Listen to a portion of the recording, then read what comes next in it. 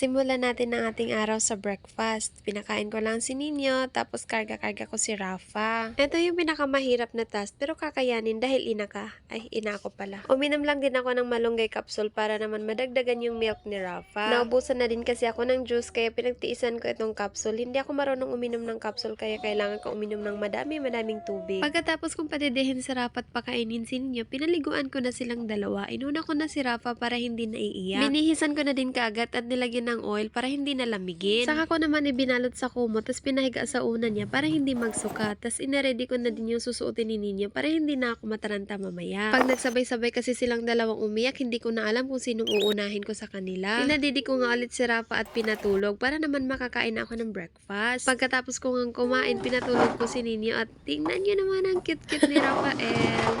Pinatulog ko na si Ninyo para makagawa na din ako ng mga gawain sa bahay. Pagkatapos ka ng lahat-lahat, nakapag-content din. So, ayun lang muna. Thank you for watching!